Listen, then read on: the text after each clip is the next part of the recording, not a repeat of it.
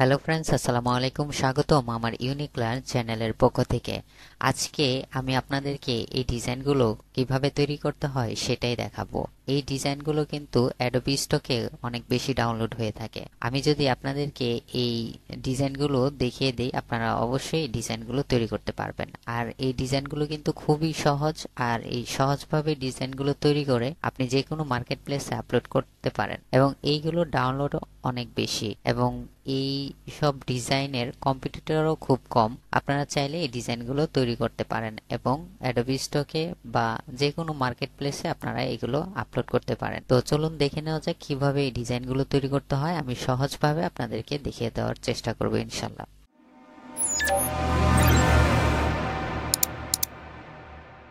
তো first of all আমাদের যেটা করতে হবে, আমরা এইখান থেকে আমাদের যে সফটওয়্যারটি আছে, দেখেন আমি আপনাদেরকে দেখানোর সুবিধার্থে এখানে একটি ডিজাইন তৈরি করে রেখেছি এবং সেই সাথে এখানেও কিন্তু আরেকটি ডিজাইন আমি তৈরি করে রেখেছি।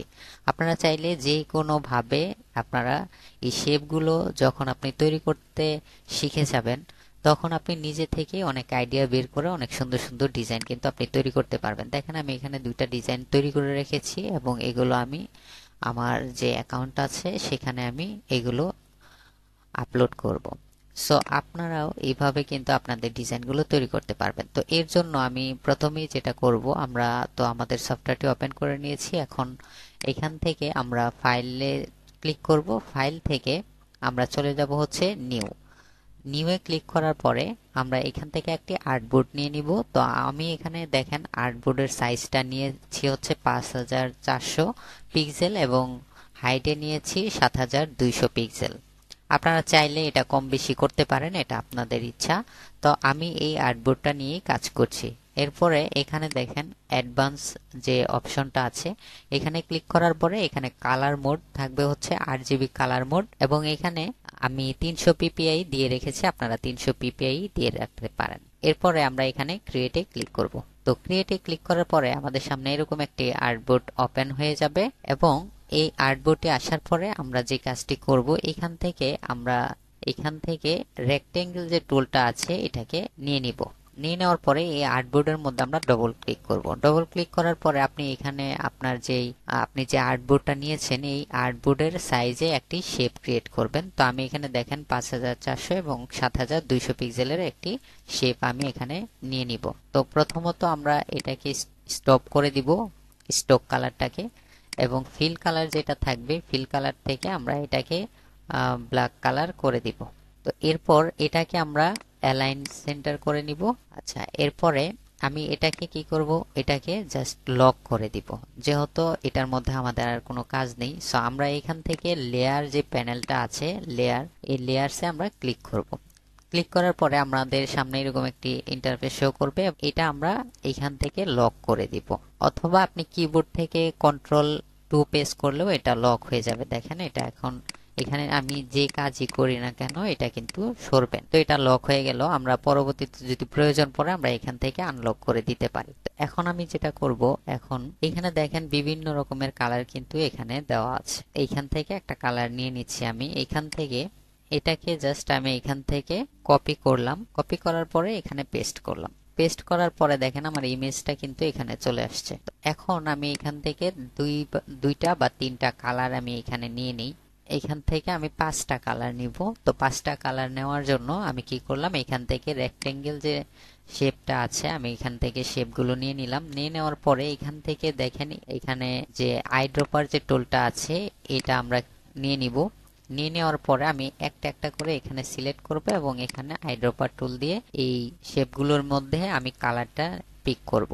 তো এর জন্য আমি দেখেন এটাকে প্রথম সিলেক্ট করলাম, সিলেক্ট করার পরে আমি এখান থেকে আইড্রপার টুলটা নিলাম, দেন এখান থেকে যে কোনো কালার আমি নিতে পারি। ধরেন আমি এই কালারটা নিলাম এবং এটার মধ্যে আমি এই কালারটা রাখছি।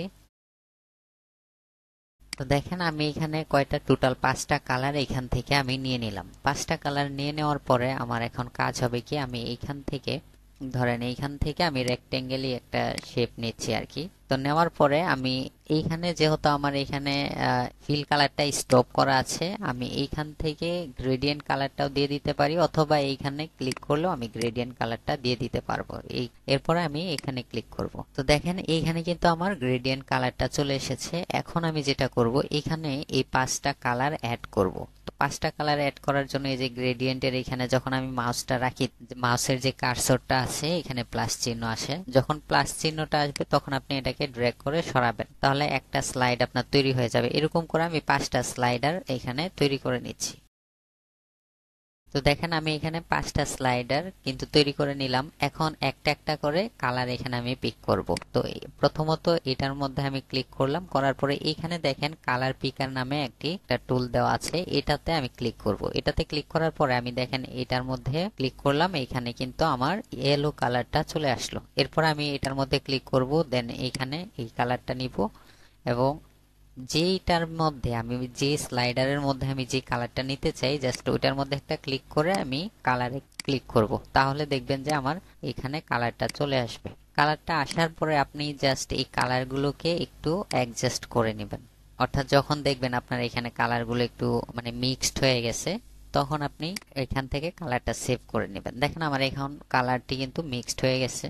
তো এখন আমি এই কালারটাকে কি করব, এইখান থেকে এই যে অ্যাড টু সসেস এটার মধ্যে একটি ক্লিক করব।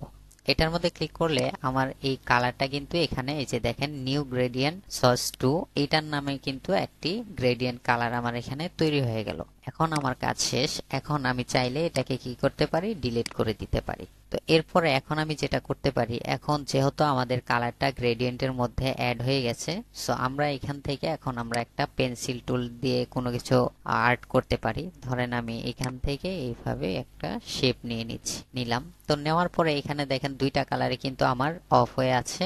সো আমি এখান থেকে এই কালারটা ফিল কালারটা অফ করে আমি এখান থেকে স্টক কালারটা কি করব, অন করে দিব। তো অন করে দেওয়ার সময় এই যে এখানে দেখতে পারবেন যে আপনার নিউ এই যে নিউ গ্রেডিয়েন্ট কালারটা, আমরা যে কালারটা সেভ করলাম একটু আগে গ্রেডিয়েন্ট কালারটা, এই কালারটা কিন্তু এখানে দেখা যাচ্ছে। তো আমি এটার মধ্যে একটা ক্লিক করে দিলাম, দেওয়ার পরে স্টকের যে কালারটা আছে এটাকে আমরা একটু বাড়াবো। আমি এখানে টোটাল ধরেন 130 পর্যন্ত দিলাম। এখন দেখেন এটাকে যদি আমি জুম করি তাহলে দেখেন এইখানে কিন্তু কর্নার দেখা যাচ্ছে। তো এটাকে আরেকটু স্মুথ করার জন্য আপনারা যেটা করবেন, আমি ধরেন এটাকে কেটে দিলাম। দেওয়ার পরে এইখানে যে এই যে পেন্সিল যে টুলটা আছে, এই পেন্সিল টুলের এখানে মাউসটা রেখে আপনি ডবল ক্লিক করলে পরে আপনি দেখতে পারবেন যে আপনার এখানে কতটুকু পর্যন্ত স্মুথ আছে। আপনার অনেক সময় এরকম থাকে, পয়েন্টারটা দেখবেন এইখানে দেওয়া আছে, আপনি জাস্ট এটাকে ফুল করে দিবেন, দিয়ে ওকে করে দিবেন। ওকে করে দেওয়ার পরে আপনি এখন যেটা করতে পারেন, ড্র করেন। দেখেন এখন কিন্তু অনেকটা স্মুথ হয়ে গেছে। এখন আরেকটা জিনিস আপনারা লক্ষ্য করলে দেখবেন যে এইখানে কিন্তু প্রত্যেকটা ডিজাইনের মধ্যে এই যে দেখেন প্রত্যেকটা ডিজাইনের মধ্যে কিন্তু শেপ আছে, কিন্তু আমি যে ডিজাইনটা করলাম এটার মধ্যে কিন্তু শেপটা নাই। তো এটা আমাকে শেপটা কিভাবে নিতে হবে, দেখেন আমি সিলেক্ট থাকা অবস্থায় আমি কি করব, এইখান থেকে যে স্টক কালারটা আছে, স্টক লেখাটা আছে, এখানে আপনি ক্লিক করবেন। এখানে ক্লিক করার পরে এখানে থেকে যে তো এই যে রাউন্ড ক্যাপ নামে যে অপশনটা আছে এটার মধ্যে আপনি একটা ক্লিক করে দিবেন। ক্লিক করে দিলে দেখবেন যে দেখেন এই যে এইখানে আমার এটা কিন্তু রাউন্ড হয়ে গেছে। তো এইভাবে মূলত আপনারা আপনাদের ডিজাইনগুলো আপনারা তৈরি করতে পারবেন। এখন এটাকে আপনারা যে কোনো ভাবে এটাকে নিতে পারেন। ধরেন আমি এখন কি করব, আমি এখানে আবার এটা ডিলিট করে দেওয়ার পরে আমি আবারও কি করলাম, এখান থেকে পেন্সিল যে টুলটা আছে এটাকে আমি নিয়ে নিলাম। নিয়ে নেওয়ার পরে এখন আমি কিন্তু বিভিন্ন রকমের শেপ এখানে তৈরি করতে পারবো, আমার যেরকম ইচ্ছা আমি এখানে তৈরি করতে পারবো। ধরেন আমি শেপটা এরকমই তৈরি করলাম। এখন এই শেপটাকে এরকম করে তৈরি করার পরে আমি চাইলে এটাকে আরেকটু নিচের দিকে নিতে পারি। তো এটাকে আমি এইভাবে রাখলাম। রাখার পরে আমি কি করব, এটার যে এই যে বেশি যে সাইডটুকু আছে আমি চাইলে এটাকে আরো ছোট করতে পারি, এরকম করে নিতে পারি। দেন এটাকেও এটার সমান করে নিব এবং এটাকে আরো সমান করে নিব। তো আমি এরকম করে নিলাম। নেওয়ার পরে এখন দেখেন আমি এটাকে জুম যদি করি, জুম করলে পরে আমার এইখানে যে যে শেপটা দেখতে পাচ্ছেন এখানে শেপটা, তো আমি চাইলে এটাকে কি করতে পারবো, এইখান থেকে শেপ বিল্ডার টুল দিয়ে এটাকে কেটে দিতে পারবো। এখান থেকে প্রপার ভাবে আমার যে আর্টবোর্ড আছে আর্টবোর্ডের সাথে আমি এটা অ্যাড করে দিব। এই যে দেখেন আমি পুরো অ্যাড করে দিলাম। আপনারা জুম করে এটাকে অ্যাড করে দিবেন। দেওয়ার পরে দেখেন আমার এটার কাজ শেষ। এখন আমি কি করতে পারি, এটাকে চাইলে আরো বড় করতে পারি, আমি চাইলে এইভাবে বড় করতে পারি, অথবা এই যে এটার সাথে অ্যাড করে দিতে পারি। সাপোজ আমি এটাকে এইভাবেই রাখলাম। আপনারা চাইলে আপনাদের মতো করে যে কোনো ডিজাইন আপনারা তৈরি করতে পারবেন। যেহেতু এই শেপটা আপনারা এখন তৈরি করতে পারবেন, তার মানে আপনারা যে কোনো ডিজাইন এখন চাইলে নিজেদের মতো তৈরি করতে পারবেন। তো আমি এটাকে ধরেন এইভাবে রাখলাম। রাখার পরে আমি এখানে কোনো একটা টেক্সট অ্যাড করে দিব। সাপোজ আমি এখানে এই টেক্সটটাকেই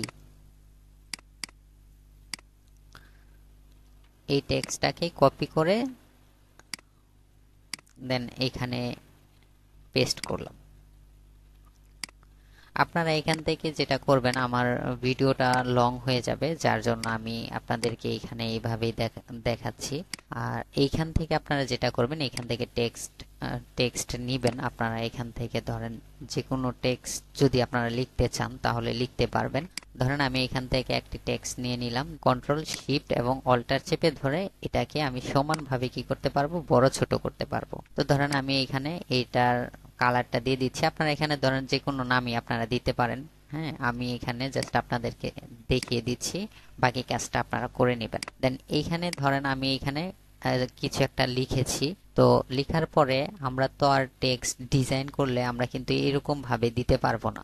অবশ্যই আমাদের এটা কি করতে হবে, আউটলাইন তৈরি করতে হবে। তাহলে আমরা যেটা করতে পারি, আমরা এইভাবে লেখাটা আমাদের শেষ হওয়ার পরে আমরা এখান থেকে কি করতে পারি, আমরা এখান থেকে যে ক্রিয়েট আউটলাইনস যেটা আছে এটার উপরে আমরা একটা ক্লিক করে দিব। ক্লিক করে দিলে দেখবেন যে আপনার একটা শেপে পরিণত হবে। তো যখন আপনার শেপে এটা কনভার্ট হয়ে যাবে তখন আপনি এই লেখাটা আপনি ইউজ করতে পারবেন। ক্রিয়েট আউটলাইন করে নেওয়ার পরে আমি ডিজাইনটাকে এইভাবে রাখলাম। রাখার পরে এখন ধরেন আমার এইগুলো তো আর কোনো কাজ নেই, এগুলোকে আমি ডিলিট করে দিব।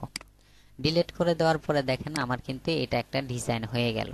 এখন এই পুরো ডিজাইনটাকে আমি কি করব, সিলেক্ট করব। সিলেক্ট করার পরে আমাদের ফাইলটা অবশ্যই এখন আপলোডের জন্য রেডি করতে হবে। তো আপলোডের জন্য রেডি করতে হলে আমাদের ফাইলটা আমি যেভাবে আপনাদেরকে দেখাচ্ছি আপনারা সেম ভাবে আপলোডের জন্য আপনাদের ফাইলগুলো রেডি করবেন। আপনারা আপনাদের মতো করে অ্যালাইন সেন্টারটা করে নেবেন। দেখেন আমি এখানে ডিজাইনটা এরকম করে রাখলাম এবং এটাকে আমি চাইলে কপি করে আবার এখানেও একটা বসিয়ে দিতে পারি। তো ধরেন আমি দুই পাশে এরকম করে রাখলাম। রাখার পরে এখন আমাদের এই ফাইলটা রেডি করতে হবে। তো ফাইলটা রেডি করার জন্য আমি কি করব, এই পুরোটাকে সিলেক্ট করব। সিলেক্ট করা অবস্থায় আমি আবারও কি করব, অবজেক্টে চলে যাব। অবজেক্ট থেকে এক্সপ্যান্ডে ক্লিক করব। এক্সপ্যান্ডে ক্লিক করার পরে এখানে দেখেন ফিল এবং হচ্ছে স্টক কালারটা এরকম দেখা যাবে। আপনি জাস্ট ওকে করে দিবেন। দেন আবারও আপনি কি করবেন, সিলেক্ট থাকা অবস্থায় আবারও এক্সপ্যান্ডে ক্লিক করবেন। এরপর আবারও আপনি এক্সপ্যান্ডে ক্লিক করবেন। তো দেখেন আমার এখন এটা পুরোপুরি ভাবে প্রত্যেকটা জিনিস আমার কি হয়ে গেছে, এখানে এক্সপ্যান্ড হয়ে গেছে। তো দেখেন আমি এক্সপ্যান্ডে ক্লিক করলে পরে আমার আর কোনো পপ আপ এখানে শো করছে না। অতএব আমার এটা পুরোপুরি এক্সপ্যান্ড হয়ে গেছে। তার মানে আমার এই ফাইলটি পুরোপুরি রেডি। এখন আমি চাইলে এটা আপলোড করতে পারবো। তো আপলোড করার জন্য আমরা জানি যে ফাইল থেকে আমাদেরকে সেভ করতে হবে ইপিএস আকারে। তো এই জন্য আমরা সেভ এসে ক্লিক করব। সেভ এসে ক্লিক করার পরে এখানে দেখেন ইপিএস নামে একটি অপশন দেওয়া আছে। আমরা ইপিএস এটা দিব এবং এখানে যে কোনো একটা নাম দিতে পারে। আমি এখানে গ্রেডিয়েন্ট দিয়ে দিলাম, গ্রেডিয়েন্ট 1 দিয়ে দিলাম। তো গ্রেডিয়েন্ট 1 দিয়ে দিলাম এবং এটাকে আমি কপি করে রাখলাম। পরবর্তীতে যদি আমাদের জেপিজি সেভ করার জন্য প্রয়োজন হয় আমি তখন এটা পেস্ট করব এই জন্য। তো সেভে ক্লিক করলাম। সেভে ক্লিক করার পরে আমাদের এখানে ভার্সনটা অবশ্যই আমরা 10 ইপিএস এটা দিয়ে দিব, দিয়ে ওকে করে দিব। দেন আমাদের এটা কি হবে, এটা সেভ হয়ে যাবে।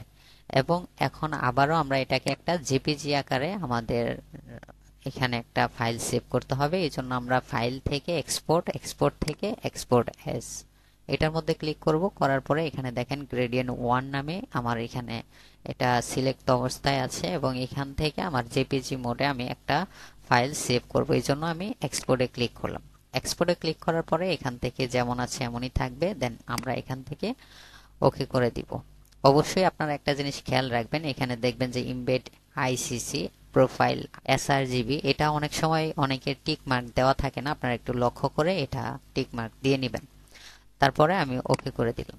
ওকে করে দেওয়ার পরে আমার এই ফাইলটা কিন্তু সেভ হয়ে যাচ্ছে। তো এইভাবে মূলত আপনারা আপনাদের এই ডিজাইনগুলো তৈরি করতে পারেন। আর এই ডিজাইনগুলো কিন্তু খুব সুন্দর করে আপনারা ডিজাইন করে যদি আপলোড করেন সেক্ষেত্রে অনেক ডিজাইনের সাথে কিন্তু আপনার ডিজাইনগুলো মিলবে না। তো আপনার ফাইলগুলো ডাউনলোড হওয়ার অনেক বেশি সম্ভাবনা রয়েছে, আর এই ফাইলগুলো খুব বেশি ডাউনলোড হচ্ছে, যার জন্য আমি আপনাদের সাথে এই ভিডিওটি শেয়ার করে দিলাম। এখন যদি আমার এখানে যদি আমি ক্লিক করি, করার পরে এটার মধ্যে যদি আমি ক্লিক করি, তাহলে দেখেন আমার ডিজাইনটা কিন্তু আপনারা দেখতে পাচ্ছেন।